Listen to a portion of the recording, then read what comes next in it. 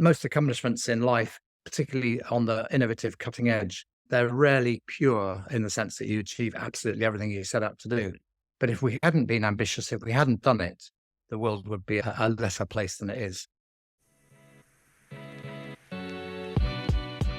Welcome, friends, to Obviously the Future, the show that explores the massive trends that will shape our world, in conversation with the trailblazers, the nonconformists, and the hidden experts who are building tomorrow, today. Today we have a very special guest, Sir Michael Barber. He is a world-renowned government reform and education system expert, primarily, but he's also a LP and advisor to Avalanche, and he is a former colleague of ours. Arvind and I both worked with Michael when he was the chair of the Pearson Affordable Learning Fund, now called Pearson Ventures, where we worked with him for 5+ years to invest in edtech and education companies all over emerging markets. And then Michael and I and a couple others co-founded a company called Delivery Associates that took Michael's ideas about how you reform big education systems and big government systems and put them into action with hundreds of governments around the world. So this conversation should be wide-ranging and super interesting. There's certain people you work with in life that you're like, this is a very special person, and I feel privileged to have been in their presence. And Michael is by far one of those people in my life where I reflect on the lessons I learned from working with him every day. I'm obviously very into storytelling. I am not a master storyteller by any extent yet, but I can recognize greatness. And Michael is such a fantastic storyteller.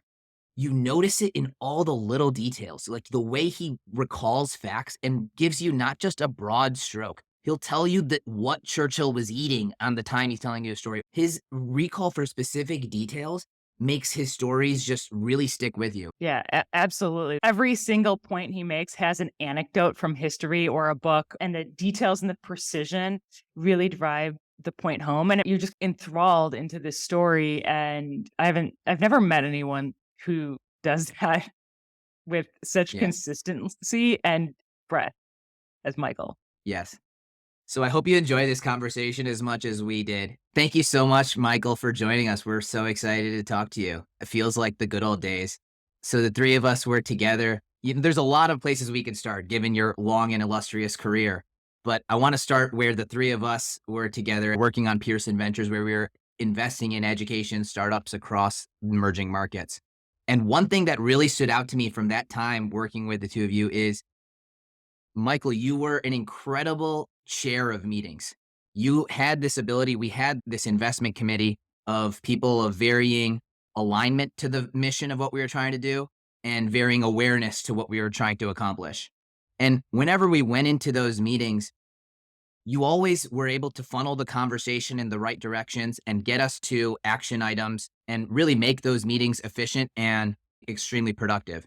So just want to start in a completely off the wall manner. What are your tips for how to run effective meetings? It's very flattering, Arvind. Thank you. And I do really enjoy chairing meetings, but I only really enjoy it. And this is the key message, if I've prepared properly. So I have to know what the items are. I have to have an idea of who will be coming from where when we get to each item. And I have to have an idea, if there is one, of where I want each item to end, what the decision and the outcome of that debate should be. So preparation is fundamental to chairing a meeting. And also thinking about the flow of the meeting, the order of the agenda, and the time you've got and how you allocate it, and being conscious of that as you go through the debate. Second thing is, in the meeting itself, inevitably, the loudest voices get heard. And the job of the chair is to make sure that all the voices are heard. And quite often in a meeting, I will bring people in who haven't signaled and say, Arvind, is there anything you want to add to this? Of course, you don't have to, but I like to make sure everybody's had the chance to contribute. And then the third thing is, you get diverse views. And so while you're listening, as chair, thinking through where the points of agreement are and summarizing them, maybe during the debate, not just at the end. And also where there are disagreements, trying to tease out whether that is fundamental or something we can just live with, or whether it needs a change in what was proposed or whatever it is. But thinking all the time about how to get an outcome. And in my view, if I was chairing a meeting and it ended in a vote, I would have failed, because you should be able to, 99 times out of 100, find a through line, to use an American term, that is the route to decision. Everybody's contributed and everybody can get behind the decision, whether or not it's exactly what they wanted from the meeting. So that would be my advice on chairing a meeting. In my book, How to Run a Government, there's a list of 11 characteristics of a good meeting, but it doesn't go into that level of depth on chairing. Do you have an example of one of the hardest meetings you ever chaired? Well, the hardest meetings go back to when I was in my early 30s, chairing the Hackney Council Education Committee, where we were designing an entirely new school district. And there were very, very conflicting views, and it was really tough. But I remember literally trembling before meetings of that committee back then. One time we had to pass the budget, so several £100 million. And I was worried about that. But there was a debate before that about what we would now call EDI, equity, diversity and inclusion. It was called different things back then. And that debate ran for about an hour and a half, was full of conflict, very difficult. But then the budget, we had only 12 minutes of the meeting left. So the budget, which I'd been really worried about, went through without any debate whatsoever. I was delighted. I guess that worked out. It worked out well. Not many people have passed the 300 million budget in 8 minutes. That kind of reminds me, one of the other things that I took away from our time at Pearson Ventures was your push about the air war versus the ground war. And I think Arvin and I were very much on the ground war side of how do we find the investments? Like, how do we get them through investment committee, get them to perform? Maybe you could talk about the importance of the air war, ground war, and why it's important to do both. Yeah, so it is important to do both. And they're not my concepts. I came up with those phrases from, I think, reading a book about the Obama original 2008 presidential election campaign. And the ground war was knocking on doors, making sure you're speaking to the voters. But meantime, you're also debating this in the media increasingly now. It's changed a lot since 2008. You're doing it in social media. And the people at the moment of decision are influenced at least as much by the air war, which can be very difficult to control, as well as the ground war. And the moral is, the ground war, you have to do it really well. If you were preparing an investment note on a particular investment, I have to know, and you have to know, that's being done really well. But even if it's being done really well, it doesn't guarantee success, because people have a whole range of different impressions from a whole range of different sources. And the air war is much harder to control. So in any venture, whether you're setting up a school or investing in a chain of schools or whatever it might be, being really conscious of the communication strategy that you have alongside your ground war is really important. What are the messages you want people to remember about your whatever it is? And constantly keep repeating them. And when you come under attack, don't get defensive. Keep pushing your own message out. So if it's an investment that Avalanche is making in some new product, what's the product for? How's it going to change the world? Who will it influence? Why is it important? Why is it significant compared to all the rest of it? What's the sort of moral purpose of it, as well as the business case for it? Speaking of this concept of, actually accomplishing things, I want to ask you a question that I've been pondering. For Pearson Ventures, when you look back at what we sought out to do and where things ended up, do you think that is an example of accomplishment? Or do you think we fell short in that effort there? Because on one hand, from my side, on one hand, you have something that we were doing was truly transformative. It was something wildly new and bold for the company and for what we were trying to do for education. At the same time, in terms of financial returns, in terms of Pearson eventually shutting down this effort, there's an element to the actual finish line that seems elusive in some respects. So I'm wondering how you reflect, given time and distance, on that chapter of your journey. Yes, the first thing to say is it was a huge pleasure to work with you and Caitlin and a handful of others. So I love being part of that. And it was, as you say, it was very radical, very innovative, very much on the edge. And I think we were, if you like, kicking open an education space. Nobody really got systematically into it until we did that. And I think that the innovation was important and the idea was established. So that we one positive outcome. The second point is obviously after our time, Pearson didn't continue with that. And I think there are two reasons for that. One is I don't think the core of the company, which towards the end of our time there went into quite difficult times, could see how Pearson Ventures should be prioritized. We tried to make the case, and I think it was a mistake. But the CFO and the CEO are always really where the pressure is when a company comes into financial difficulty and the share price is under pressure. And that from their perspective, they couldn't see the significance of what we were doing. Secondly, because we were taking some risks, we ourselves kept the agenda very much to ourselves. And the air war inside of Pearson, we didn't go out of our way to try and persuade people and bring people on board because we thought they wouldn't like it. We might have been right. And so the message of what we were doing and why we were doing it hadn't really landed at the board level or CFO, CEO role. They saw it as a kind of wild experiment on the edge, even though in fact our financial returns were really rather good and compared well to a number of other Pearson investments. So our track record was good, but we kept it largely, but not totally to ourselves, because of course we had to report in. But then the other insignificance, I would say this, although the fund didn't continue inside of Pearson, the changes we made, say Spark schools in South Africa, or the school chain in the Philippines that was later sold for a very significant sum of money. So some of the actual on-the-ground innovation that we helped to fund, and didn't just fund it, we prompted it, we chased up. You two were on boards chasing these people. Some of the investments we made in India, we really helped the companies we're investing in do things better than they would otherwise have done. So to me, the legacy is in the children in Spark schools in South Africa, or the learners in India who got into IITs and wouldn't otherwise have done, the learners in the Philippines who got into college and wouldn't otherwise have done. So that, I think there's a significant legacy there. There's a legacy in our collective learning, and I think the field has opened up more, partly as a result of what we did.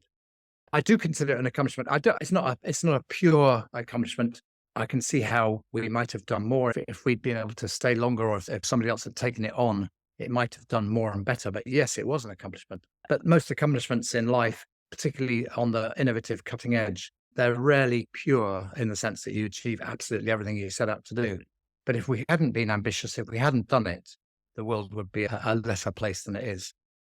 Yeah, this conversation Yeah. makes me think about the faded Wired article, Pearson's quest to cover the planet and company-run schools.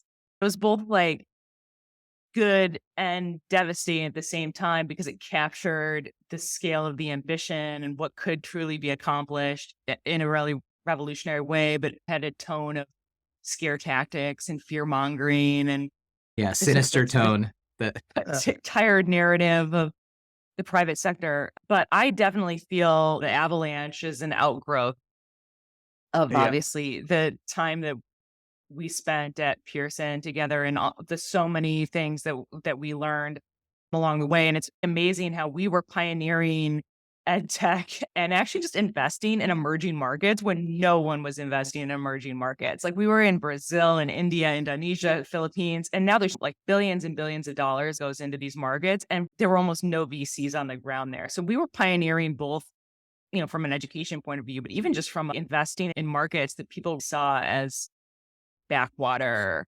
places for startups and investment. Yes. So I do. I think that's probably the major accomplishment, apart from the learning opportunities that were created in all those places you just mentioned. And I do think that's right. And I think it's great that the Avalanche VC has been built independently of a large company now, because you don't have to fit in with a set of preconceived notions. We were an internal challenge, almost by definition, to Pearson. And it's quite difficult on both sides of that to be the challenger and to be the challenged. And getting those relationships right is hard. Whereas now you're independent of that, and you've raised your money, you can invest in things on the basis of the impact they're going to have, the degree of innovation, all the rest of it. So I think that we have built on that. And as you're right, there's a growing trend there. And also to your point around, could we have done more on the air war within Pearson? Even though Caitlin's been building this independently within Avalanche, there's still an air war that needs to be focused on, because the main criticism is, Could we have done more to create the, as you always say, irreversibility? Can we create this so that it's a train that cannot stop no matter what happens? And so I think similarly for Caitlin, even in this mindset, how do you create the right messages, interact with the stakeholders to create that level of irreversibility? Yes. In my book, Accomplishment, which I know we're coming to, I talk about the communication strategy, and there are different options. And I set out 2 paradigms for that, using literature as my case. So Moby Dick, okay, very big, fat novel. And the main character is the terrifying Captain Ahab, right? Yep. He first appears in my edition of it on page 217. You've read 217 pages before the main character even appears on a page. So that's one option, and quite a good option. And it might be that you want to just make a lot of difference and then say, look, now here's our communication. So you do it almost under the radar, and then you suddenly appear on page 217. Or if you take Great Expectations, written by Charles Dickens, roughly around the same time as Melville Moby Dick. In Great Expectations, the 2 key characters, Pip and Magwitch, appear on page 1 and 2 in a terrifying scene in a graveyard by the Thames. So he just goes for, here are my characters. Right, now you're going to see what happens to them. Whereas Melville builds it up and then you're into. So when you're doing a strategy, you can do the Melville option or the Ahab option. If you do the second one, it helps to galvanize things, but it also puts you under pressure because you've made a big announcement before you've done anything. So when people say 2 months later, they say, well, there's that huge announcement, but nothing's happened. Whereas with the second one, you can say, we've already done this and look. So it's a question of choice. But I do think for a fund like Avalanche, and indeed for some of the businesses you're investing in, being clear about what your air war strategy, your communication strategy is important. One of the things that those 2 stories make me think of is that, Michael, you and I are exited founders of a business that we built together, Delivery Associates. And that's one of the experiences that I fall back on a lot when I work with founders and invest in businesses. And one of the key things that impressed me about Delivery Associates is the 10-year journey from founding to bringing on the private equity partner. And that you have an inflection point probably in like year 5 or 6 when things start to compound or grow. But I impress upon people that for those first 5 years, it wasn't as clear it was going to succeed or it wasn't going to succeed in like the way that it massively has. When I think about building Avalanche, I gravitate more towards the sort of strategy of going bigger later, just knowing that if you're going to accomplish something big, you need those early years to iterate on all the little things and the team and your value prop and testing all of the messages before you hit that inflection point, and that you can't rush that period. I completely agree with that. And that's, by the way, I'm not quite an exited shareholder. I'm a partially exited shareholder, but it is absolutely right. And I think some people in some startups are, because they've read some spectacular story or some entrepreneur has written some spectacular book, they get impatient. They think it's all going to happen in year 3 or something. And that ability to keep at it, to believe in what you're trying to do, to learn from your experience in a very explicit way, and then invest that learning back into the business. This is fundamentally important. And I think for our business, being completely independent was really good, but you have to learn. You go through various big challenges on the way, but the way in which the founders stick together through those moments and use them as learning opportunities is fundamentally important. And if it takes 6, 7, 8 years, that's not slow. That's just what it takes. And in my book, I interviewed James Dyson, the British entrepreneur who sells vacuum cleaners and hand dryers in public toilets that actually dry your hands. Really clever things like that. And lots of other electronic goods. His first vacuum cleaner, he built in a shed in the back garden. It took him 5 years, and he had, I think, 5,127 prototypes before he had one ready to put on the market. That's an extreme example of somebody absolutely convinced that he can beat the competition, but he's willing to spend 5 years doing it.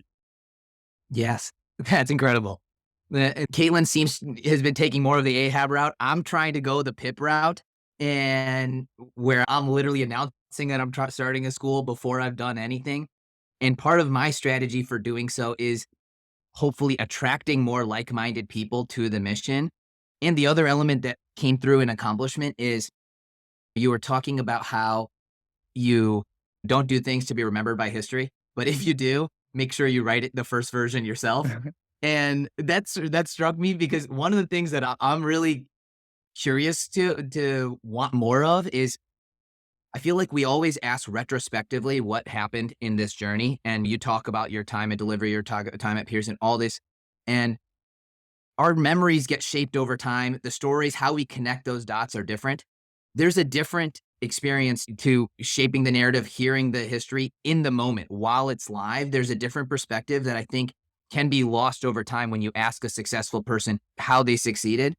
There's some element that may get lost just because of how their memory connects things and how they try to shape a narrative and the way in which human minds work. Yes, that is entirely true. And I do think this is an important point. And by the way, just before I comment on that, when you set up a school like you're doing, at some point you do have to, you can't rely purely on the AHAB route because you've got to tell the parents that your school is there and Yes. attract some students. And those founding families are really important to you because they're putting faith in an idea. They can't come and see your school. They're putting faith Absolutely. in. So the way you think about that, to me, is really crucial.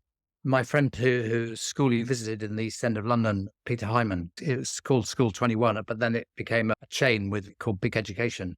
The biggest moment of risk was would the parents actually send their children the first day that school opened its doors, and how are we going to build them as allies, as supporters? And obviously his whole message about we do good work every day has to be turned into reality every day. So that's an important part with some innovations. But on the history point, I always say this, and I'm sure I've said it to each of you at different times. If you're going to do an innovation, and if you want to remember and maybe one day write about it, you need to write a journal, a diary. And I did that all through my time in working in number 10 Downing Street. I didn't do it all the time at Pearson, but I do it in phases. And right now, I'm chairman of one of England's leading cricket clubs. We just won a big trophy, first trophy for 18 years. And I am writing a diary of that because I know at some point I'll forget. I'm not saying, by the way, I'm responsible for us winning the trophy. That was the players that did that. I do think writing a diary really helps you remember. And if you want to write about it later, it's crucial. And if you go to famous people, Churchill in the war, who people forget this, he as soon as he'd been lost his job as prime minister, he started writing the history of the Second World War, which took him 6 years, 6 volumes. He won the Nobel Prize for Literature. That's extraordinary. And it's a beautiful book. But he knew all through the war that he would one day write them. And so when he had a meeting, let's say one of his ministers comes to a meeting, Churchill would say, I'd like you to do this. And the minister would say, that's fine. And then the next day they get a note saying, I'd like you to do this. And they think, why do I get a note? I understood perfectly well. And he wrote the note. Churchill wrote the note in the night and then stored it in his home, in a cellar, so that when he wanted to write the history of the Second War, he had all the notes he needed. He could just string them together. If you're conscious of history, that's what you do. You have some way of making the record as you go, because you know that however good your memory, you'll juggle things. You'll forget things that were painful. You'll get things in the wrong order, even if you've got a really fantastic memory. You think that's a bit different now that there's so much of what we do is recorded? So email, Yes. WhatsApps, texts, Zooms, like Yeah. you can now, it's almost information overload. Yes. Yeah, it's true. It might be that you don't have to write a diary, but you might want to find a way of efficiently electronically filing the emails that matter to you, because it'll save you an awful lot of time 5 years later when you're looking at those and maybe you're working for a different organization and they were internal and they're behind a firewall. Wading through the sort of digital ocean can be very demanding. Speaking of accomplishment, how do you define accomplishment? And you spent the book describing a lot of the accomplishments of others, but what do you think is your greatest accomplishment?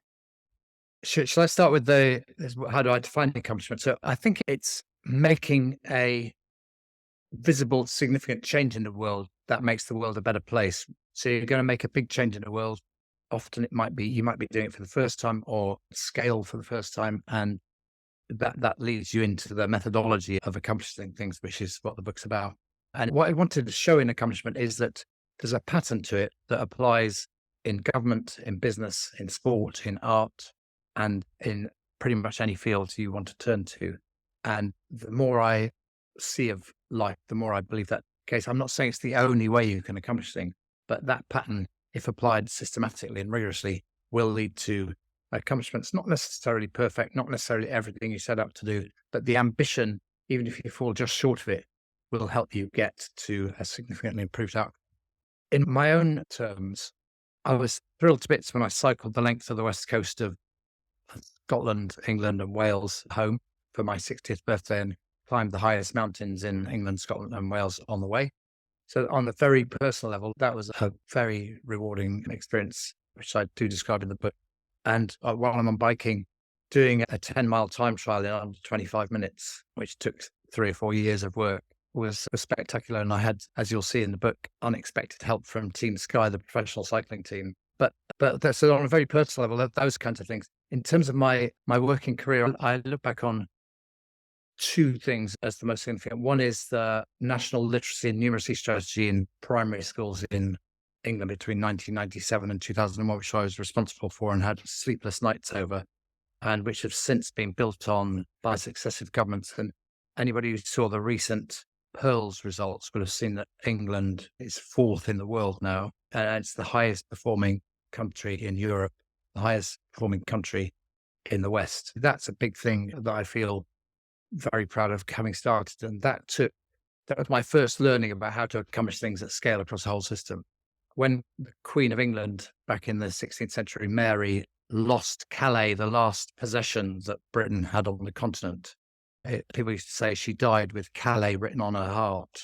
And I will die with the national literacy and numeracy strategies written on my heart, but as a success rather than a failure. And then the other thing is designing for Prime Minister Blair an approach to delivery that would enable him to get his domestic policy agenda done, even though he had many distractions in foreign policy, including 9/11, war in Iraq, and so on. And that approach, as we all know, has now been adopted and refined and in some cases improved by countries all over the world. I mean, both of those accomplishments are now 20 years old, and you've built significantly on top of them. Do you think that there's like an age where you need to accomplish things by, or an optimal age where it's like you've learned enough, you have enough experience? Yeah, I don't think there's a particular age, either of youth or age, necessarily that applies. You have to make the most of youth or age. So age, you've got experience and so on, but the risk is you get ground down, you get tired, or you get cynical, and so you stop believing you can make a big difference. And youth, the naivety can be a good thing for a while, but you have to keep learning and you need to find people who can help guide you through that. So I don't think there's a particular age. When I started on the National Literacy Program in May 1997, I was 41 years old, so not particularly young compared to some of the people that you're investing in. And I'd had lots of bits in my career when I thought it was stalling and not going anywhere. I was 45 when I started on the delivery stuff for Blair. That they were obviously connected. But I don't think there's an age where you should stop trying to accomplish great things. I was 63 when I did my 10-mile time trial. So you can keep at it. It's a question of mindset. Do you know this term, the GOAT, greatest of all time? Yes. People consider Michael Jordan as the original GOAT of basketball. What do you think defines greatness versus accomplishment? How are those two like distinct concepts, and what do you have to build to achieve greatness? So accomplishment would be a significant part of greatness, but true greatness and GOAT as in Michael Jordan, you have to demonstrably have not just accomplished things, but repeatedly accomplished things at the very highest level. You can't be the greatest of all time in one basketball, ice hockey, football match. I think a set of accomplishments could make you the greatest of all time, but they'd have to be at a very high standard and they'd have to be sustained. And you'd have to be able to make the argument that nobody in history has done this well before. I think we human beings like our greatest of all time, not just to be brilliant at whatever they do, whether it's sport, but to be in some way an inspiring human being above and beyond the pure sport. We don't think the greatest of all time is defined by how much money they made. The fact that a golfer had made X million pounds more than an American footballer wouldn't necessarily make the golfer a better sports person. for true greatness, greatest of all time, you want tremendous track record in sport and something about the human being that we look up to and admire and respect. And that brings you back to the values of that person as well as their accomplishments, which again, I argue about in the book. So I talk about the great Czech runner who won 2 gold medals in London in 1948 Olympics and then won 3 gold medals in Helsinki, Emil Zatopek. And at the time, you could certainly argue he was the greatest of all time, but he was an outstanding human being who thought about the relationships he had with runners from the other side of the Iron Curtain, who wouldn't allow the Czechoslovak at the time government to ban one of his team colleagues from traveling to Helsinki. They wanted to ban him because this guy came from a family that was suspect in Czechoslovakian communist terms.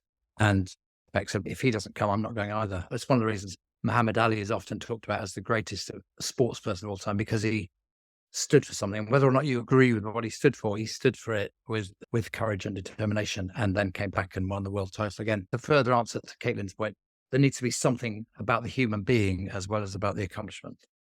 So wanted to switch gears to the original Avalanche. What are your thoughts on when you wrote that with Caitlin and Saad? What do you think you've got right? What do you think you've got wrong? Where do you see the landscape today? I think in 10 years, you have time to think, to watch it go through phases. But I think right now, it's never been more accurate. The three of us had a lot of fun writing that, and we were pushing all the boundaries. And at the time, Caitlin, remember the launch, people saying, no, it's not really an avalanche, it's coming, but it's a great piece of provocation. We were happy with that. But actually, the avalanche metaphor came from a historian, a British historian called Norman Davis, who was talking about how historical change occurs. And he says, you look at a snowfield on a hillside and it looks very static, and it was there last year, it was there the year before, and it'll still be there next year.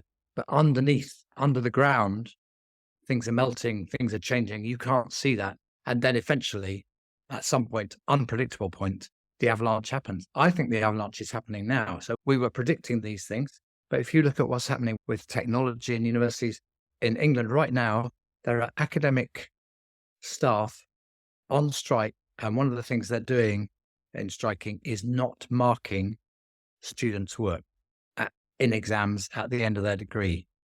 Now, I personally think that is, to put it mildly, shooting yourself in the foot, but that's their choice. But that shows that the world is changing. It's students who are paying money to go to university. So the students don't choose you. You are going to struggle. And if you don't mark their work, you're not likely to attract them in the future. You're not likely to persuade their parents that this is something worth investing in. So that's just one example. Then the technology is changing dramatically. The way teaching and learning operates. Avalanche VC is investing in a number of innovations in this field. So there's lots of exciting things happening, but the old world has gone. And you can see it happening right now, right around the world. You look at the struggles countries are having about what to do with how many foreign students, how to fund universities, how does attracting foreign students relate to immigration policy? These are really complicated, difficult things because the university system is globalized. The technology to teach and learn has changed and is globalized. And the technology to mark exams, by the way, is also radically changing. So long answer. I think the avalanche has come and people haven't understood the scale of change that they're going to face. I totally agree. I think we're still in like early innings of the entrepreneurs and founders still building the future of what the ecosystem of more choice and competition will look like for higher ed. People's mindsets and employers, it's such a deeply in culture, like cultural embedded mentality, going to university, having that be this step, but it's chipping away faster and you can see that momentum happening. And the British government now is taking through a reform that will come into place in 2025, where the funding that supports students, the Treasury pays for your course and then you pay it back later when you're earning above £25,000 a year, like an extra payment on your taxes at that point. But they're taking through a program now, which I think is really good, which says you don't have to take that for £9,000 a year for 3 years. You can take it in modules over a period of time, or through a longer period of time, in chunks. The universities think that everybody will carry on doing what they're doing now and still come for 3 years, but some of them won't. Yeah. They'll do different things.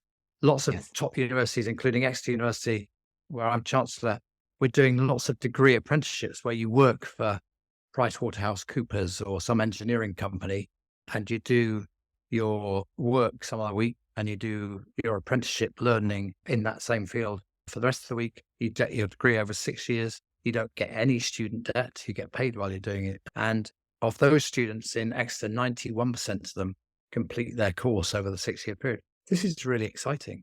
So there's a whole lot of new models happening even before our very eyes, but people haven't clocked the significance of that for the change in the system. The most important thing for young people is like, how do they gain skills that they can get a job and be employed? And any academic establishment is still holding on to these romantic notions of research and knowledge transfer, and is really huge disconnect from the consumer demand aspect of the teaching and learning.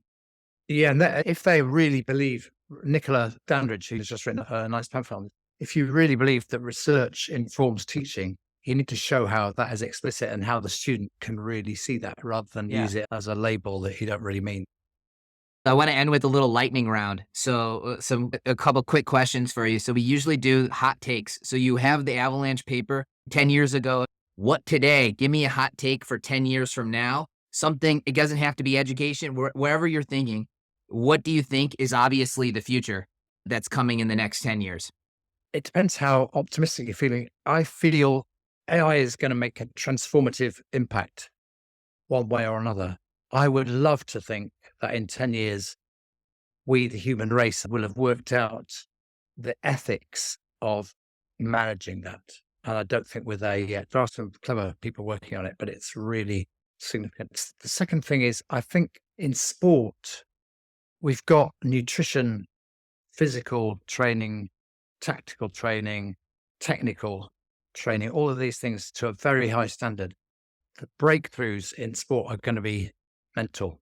They're going to be the psychology of how you win, how you deal with defeat, of how you come from a setback and perform at a very high level. And there's a lot of people already showing that, but that's where the room for breakthroughs in sport are. So I think in 10 years, we'll see records in athletics being broken consistently, but it will be through the mind.